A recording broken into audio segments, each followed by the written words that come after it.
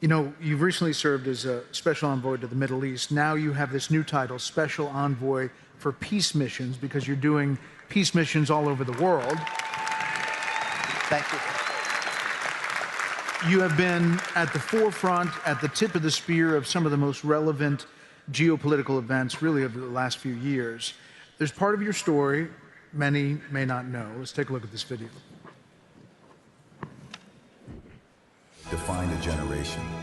Towers of glass and steel that touched the clouds. But then, everything stopped. And they said to me, you're never going to have a bigger hit than that in your life, losing a child. We're going to do everything possible. In the silence that followed loss, he discovered something greater than success. From the pain of losing one life, he found meaning in helping rebuild many. The days of blank checks are over. From shaping cities to helping shape peace. This finish line is about saving lives. Because some builders raise towers and others rebuild the world within us.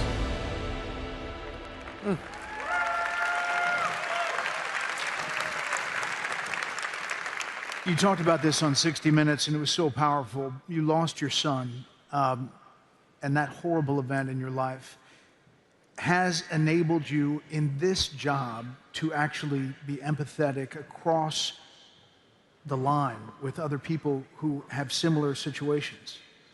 Yeah, I feel that my boy Andrew puts his hand on my back and takes me to these places. And it began shortly after his death. I met multiple families whose families had buried children, and I became friends with them. And this job is the most blessed of them all. I mean, the president gave me this opportunity. Sometimes I don't even know how to thank him. He thanks me all the time. I say, sir, I need to thank you. I'm getting more out of this than the other side is. I met so many families. You know, Bret, one of the things that got me through my boy's death is understanding that other people had it worse than me. I met a family who buried 3 children out of 4. And so I met those hostage families, and I remember thinking, what would every night be for me if I went to sleep and I had a daughter who was there, and I felt she was being mistreated? How would I deal with that? Or a son who was in the military and wasn't being treated correctly. On some level, my son's death was quick. The notice was fast to me.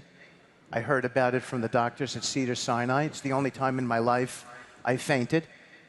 And I just did. I just don't even remember, maybe 15 seconds of it. And I think these people had it a lot worse than me. If I was going to lose a child, I wouldn't want to lose a child that way. Being terrorized every single night. And we became friends and bonded with them. I remember when I'm probably going to be traveling to Israel over the weekend for one of the funerals, and I was talking to the Nutras and the Chens who just got their children back.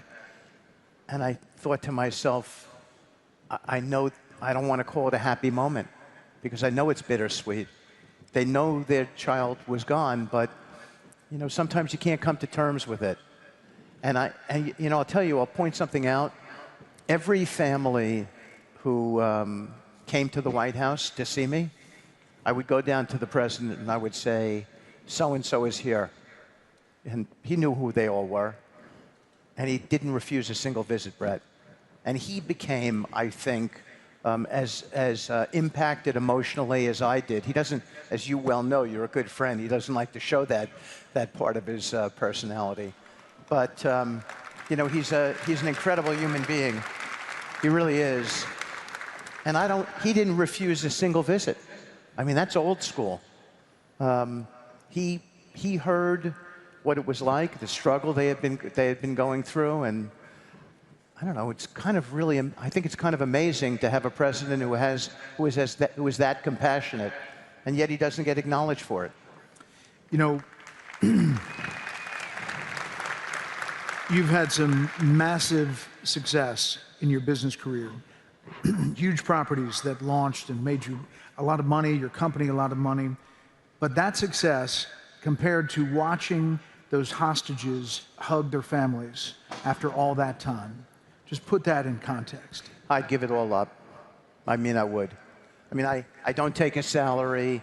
I pay for all my own expenses. I travel all over the world.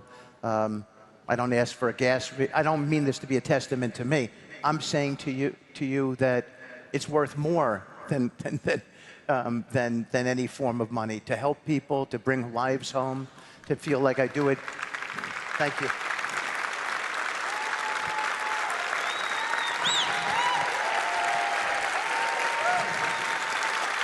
Thank you. You know, to feel like I do it in, you know, like my boy's death now means something to me. It means that I get to carry on with his spirit. I actually said this very same thing to Ruby Chen yesterday. I said, your boy, look at, you lost your son. He fought on behalf of his country. His remains just came back. His remains just came back. The funeral is Sunday. I said, look at you and your wife were indefatigable in pursuing his remains back. But you raised public consciousness about these people in the tunnels who were being held. And that's what allowed us to create the pressure to bring everybody home. That's you having done it on his behalf. That's a memory, a feeling that you'll have for the rest of your life. And they're not going to stop fighting ever again, they're not going to give up for any of the